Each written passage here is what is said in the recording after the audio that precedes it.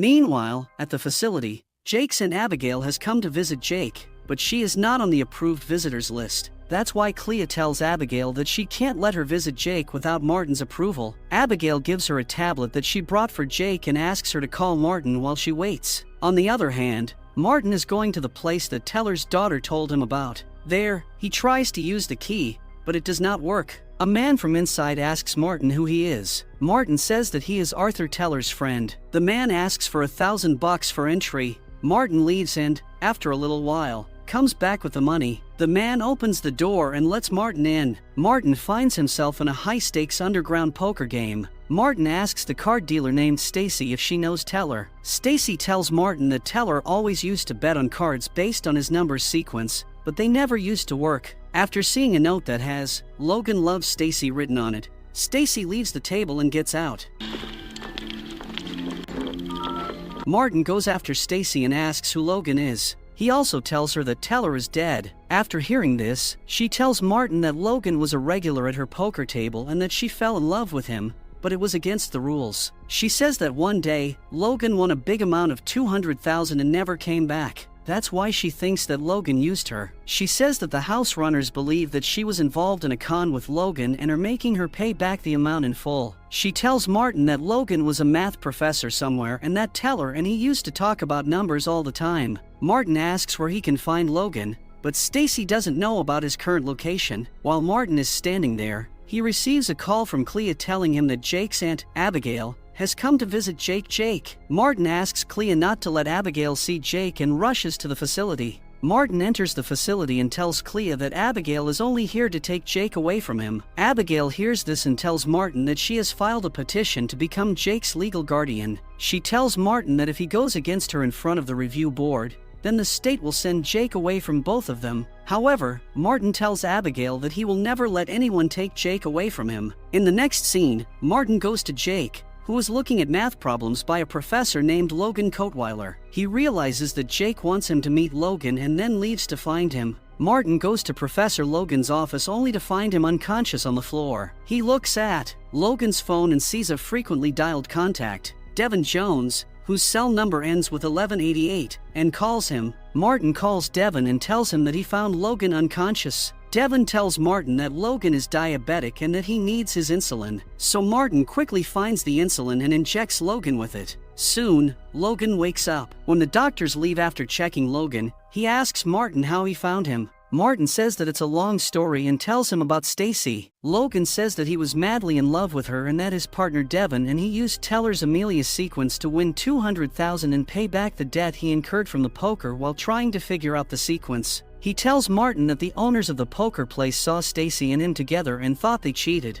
So, he left Stacy so that they wouldn't touch her. Martin tells him that they are making Stacy pay back the amount in full. Listening to this, Logan gets worried for Stacy and tells Martin that he has $50,000 left with him and that they can use it to win $200,000 for Stacy. After that, Martin shows Logan the key and asks if he can tell him where the key might fit. Logan asks Martin to become his partner, and in return, he will tell him where the key might fit. To this, Martin agrees. Later, they win $200,000 and meet Stacy to give her the money. Logan apologizes her for not coming back and now tells her how much he loves her. Then, Logan tells Martin the location of the door where Teller's key would fit. So, Martin goes to the location, opens door 1188 with the key and enters. There he sees all of Teller's research. The next morning, we see Martin telling Sherry that he wants to take Jake out for the day. Sherry tries to refuse, but Martin tells her that she does not have full legal physical custody of Jake yet. This silences Sherry and Martin takes Jake with him for the day. In the next scene, Martin gets out of a taxi with Jake where Clea is already waiting for them. Martin tells Clea that Sherry threatened Clea to off from Jake's case because she questioned Sherry about room 6. He tells Clea that he knows Sherry is hiding something. He further tells Clea that the timing of Teller's death does not feel right. After that, they decide to go to the place where Teller kept all his research in hopes of finding some answers. While walking there, a lady bumps into Jake and spoils his shirt.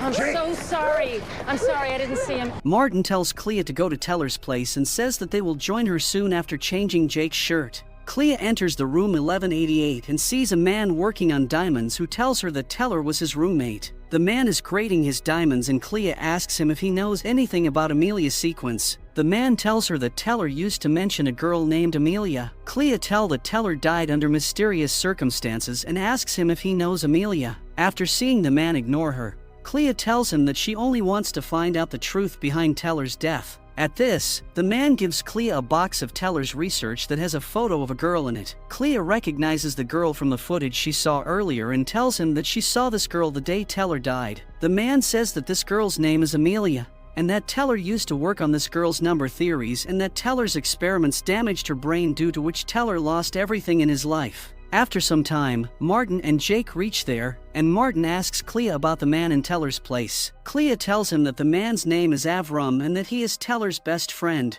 Avram sees Jake adding a number to Amelia's sequence written on a wall and tells Martin that Jake might be one of the 36 righteous ones who live among them and work to alleviate the suffering they feel of the entire human race by making small changes. The following day, we see Sherry with Jake, who is trying to arrange some blocks having 12 sides, with numbers on each side, in some specific order. Someone on Sherry's laptop is also watching Jake. Clea sees Sherry with Jake and recognizes these blocks from Teller's experiments. She goes there and asks Sherry what she is doing with these blocks. Sherry tells her that these are just some toys for Jake and asks Clea to talk to her in private. They go outside the room where Sherry tells Clea that Clea is letting her personal feelings cloud her judgment by making relations with Jake's father. Clea tells her that her relationship with Jake's father is only professional and nothing else. She only wants what's best for Jake. Sherry tells her that they are doing a group play in the park after lunch, to which Clea says that she will be there. We're doing group play at the park after lunch.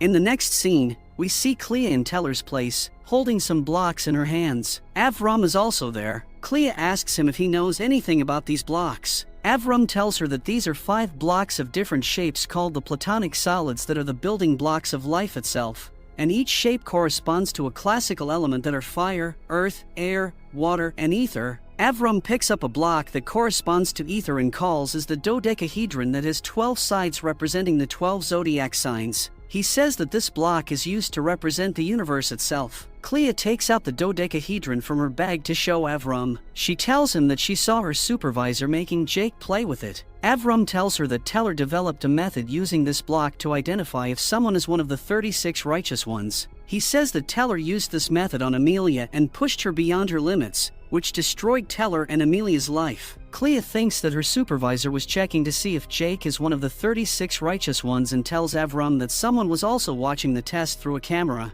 Avram tells Clea to ask herself the question that why her supervisor wants to know if Jake is one of the 36. After that, we see Clea snooping around Sherry's office. Suddenly, Sherry enters the room. Clea nearly gets caught but gets covered by grabbing a directory. After Clea leaves the office, Sherry notices a paper clip out of place. In the next scene, we see children, including Jake, playing in the playground with Sherry. Clea is also sitting there. Children are playing a game of tracking their locations on their tablets. Jake alters the game boundary and causes chaos. Meanwhile, seeing Sherry's laptop unattended, Help me get him back inside!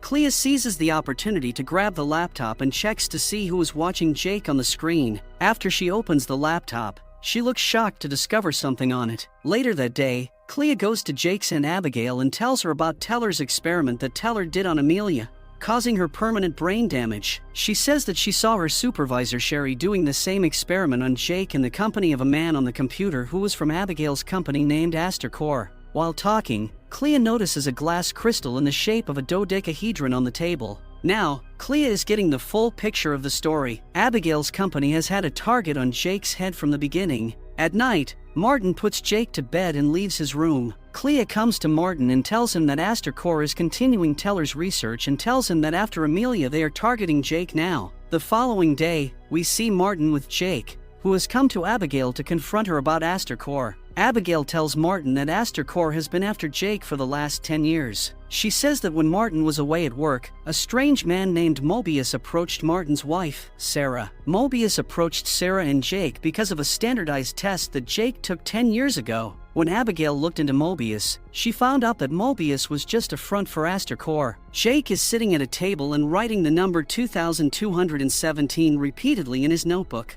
Abigail tells Martin that Astor Corps has a lot of power and that they have got the director of Jake's facility named Sherry in their pocket. She tells him that the review board has already been bought to decide against Martin. While they are arguing about Jake's custody, Jake stops writing, picks up the crystal dodecahedron from the table, and calmly walks to the balcony. Jake drops the crystal from the balcony, and it lands on a police car that has the number 2217 on it.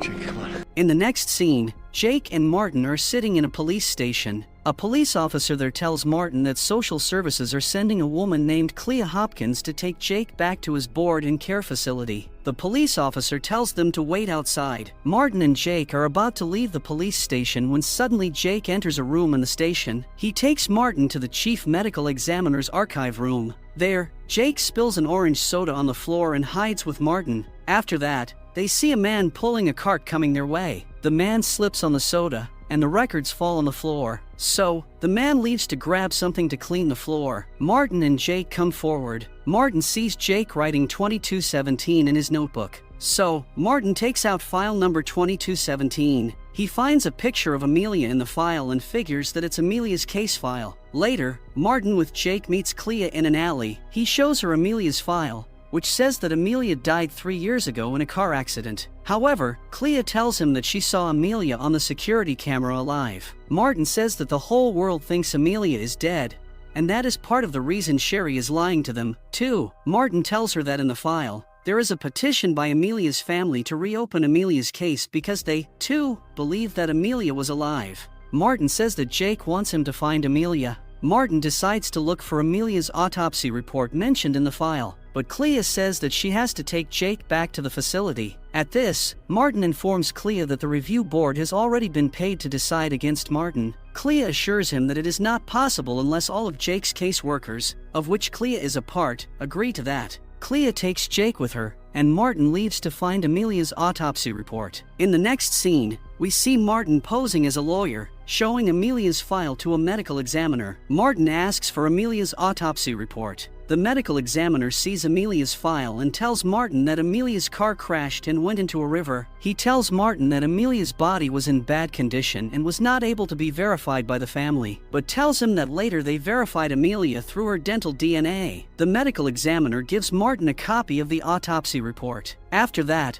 we see Clea bringing Jake into his facility, where she sees Sherry talking to a few people. Sherry asks Clea to come into her office. In her office, Sherry tells Clea that every time Jake was with his father, something bad happened, pointing at their recent visit to the police station. Sherry says that in her professional judgment, Martin is not a suitable guardian for Jake. Clea tells Sherry that she is wrong about Martin. Sherry says that the review board thinks otherwise. Clea realizes that the people she saw in the other room were the review board that had come to decide about Jake without the presence of Jake's guardian. Clea tries to call Martin, but Sherry asks her to think twice about her next step because it may cause her to lose her license. Very carefully what you're about to do. Meanwhile, Martin comes into Teller's place, where Avram tells him that the 36 righteous ones are necessary to maintain the balance in the universe and that Jake is one of those 36. Martin is looking at Amelia's research done by Teller and plays a videotape of Amelia being interviewed by Teller. In the video, Martin sees Amelia saying that she went to a hospital for appendicitis, and there she became interested in weather maps. She says that the operation left a scar on her body. Martin looks at Amelia's autopsy report, and there, he finds an appendix box checked by the medical examiner. Martin tells Avram that they can use this evidence to prove that the body the police found was not Amelia. In the facility, Clea is sitting beside Jake and the review board is deciding a final decision for Jake. Clea gets a call from Martin, but she does not pick up. We see Martin walking on the sidewalk telling Clea on a message on the phone that he has found the evidence to prove that Amelia is still alive. Suddenly, someone attacks Martin on the head, making him unconscious and takes away all the evidence. In the next scene, we see a blonde woman on a beach somewhere. The woman sees a man in his tent on the beach. The woman realizes that this man is scavenging debris from a tsunami that hit Japan. She sees that the man is selling the debris on eBay to earn money from people's losses. She marks the sand to claim the beach to her and sees a timer on her phone. After a while, the woman confronts the man for his unethical actions. The man confesses and tells her that he feels guilty for surviving the tsunami. He tells her that he is not trying to sell the items. He is putting these items online only for their owners to claim them. Listening to this, she realizes her mistake. After some time, the blonde woman revealed as Amelia's mother who receives a call from her ex-husband. The ex-husband tells Amelia's mother that she should give up her search for Amelia because he believes that their daughter is dead. The timer on her phone finishes and she starts crying because she had hoped to see Amelia there after the timer. After that, the man on the beach helps Amelia's mother to locate Amelia by adjusting her weather map. Meanwhile, Martin wakes up on a train track and narrowly escapes an upcoming train.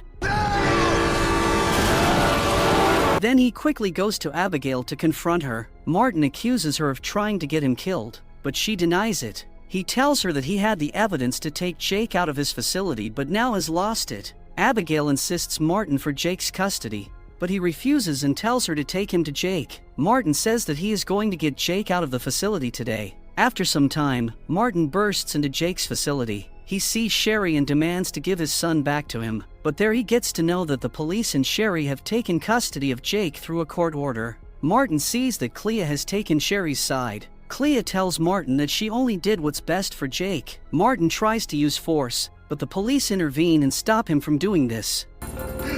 Jake, I'm sorry! In the morning, Martin is sitting in his home when he receives a call on his phone. A person from Jake's facility tells Martin that they are moving Jake to another facility upstate. Martin hurriedly starts to pack his bag and takes out a roll of cash. Suddenly, someone knocks at the door. Martin opens the door to see Abigail, who tells him that she spoke with a big lawyer to take Jake's custody back. Martin tells her that it is too late now. He tells her that they are moving Jake to a facility upstate. Abigail advises him to talk to the lawyer, but he refuses, saying that it's not the first time they have done this. Martin tells Abigail about Amelia, whose death was faked when her family requested to take her home. Martin says that he has decided to get Jake back by whatever means possible and leaves. In the next scene, we see Martin entering Arnie's pawn shop and telling Arnie that he wants to buy a gun. Seeing Martin nervous and realizing the mistake he is about to make, Arnie tells him not to do anything stupid, but Martin insists on buying a gun. Arnie hesitatingly gives Martin a gun. After that, Martin gives the money and leaves without taking the bullets for the gun. Martin enters the facility. While walking towards Jake's room, he meets with Sherry. She tells him that it's best if he keeps his goodbye to his son short. She advises him to tell Jake that he loves him and will visit him soon. Martin tells her that he does not need advice from her on how to say goodbye to his son. Sherry says that according to the protocol, the visit will be short and supervised. In the meantime, Clea comes and tells Sherry that Jake's things are packed and that he is waiting inside the recreation room. When Martin goes inside the room, he sees some other boy instead of Jake. Sherry gets furious and asks everyone to look for Jake. Martin tells Sherry that he has lost his son. She tells him that he must be inside the building and orders Clea to get Martin out of the facility. While taking Martin out, Clea tells him that she put Jake in a taxi and gave the driver Martin's address. She says that she has made sure that Jake gets inside his house. Martin thanks Clea and leaves. After some time, Martin enters his house only to find that Jake is not there. He sees a phone placed on the table. In the phone, he sees a picture of a crystal dodecahedron and the number 4370, spelled by popcorn.